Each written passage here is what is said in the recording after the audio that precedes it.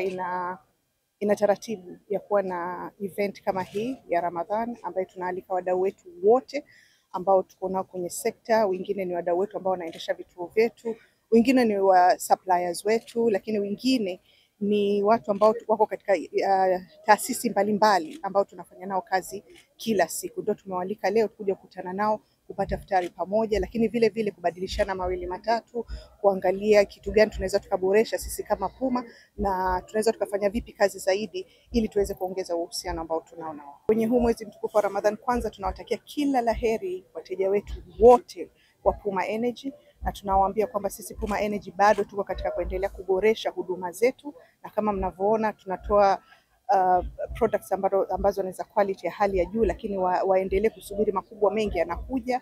Mfano tunaanza kuendelea kuingia katika mikoa nje ya Dar es Salaam na Pwani kwenye kusambaza nishati safi. Nadhani wiki ijayo tutakuwa Dodoma, na baada hapo tutakwenda mikoa mingine ambayo yako kanda ya Ziwani.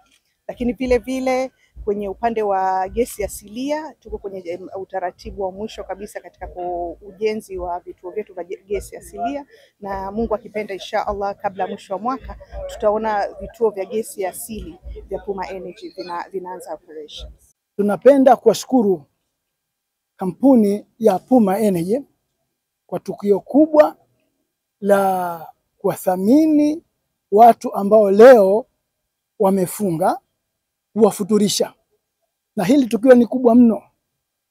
Mwenyezi Mungu, Bwana Mtume Muhammad sallallahu alaihi wasallam amesema, mtu akikufanyia ni jambo jema mlipeni, na mkosa kumlipa basi muombe dua. Sasa kwa tendo hilo tufanye hili, hatuna hata tuwape bilioni 20 si sawa thamani hii. Tumetangaziwa na mamlaka juu ya ugonjwa huu wa mpox, na tukiwa viongozi wa dini, nasaha ya kidini wakati wote ni kuwataka watu wafanye kila linalowezekana kuchukua hatua madhubuti ya kujiepusha na maradhi.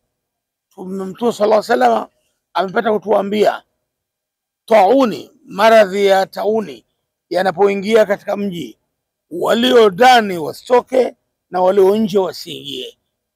Kisha akasema, kimbieni kukimbia ugonjwa wa ukoma kama mtu anavyomkimbia simba mwituni. Kwa hivyo hii maana yake ni kwamba linapotokea madhara yoyote au ugonjwa wote, wajibu wa kibinadamu ni kuchukua tahadhari.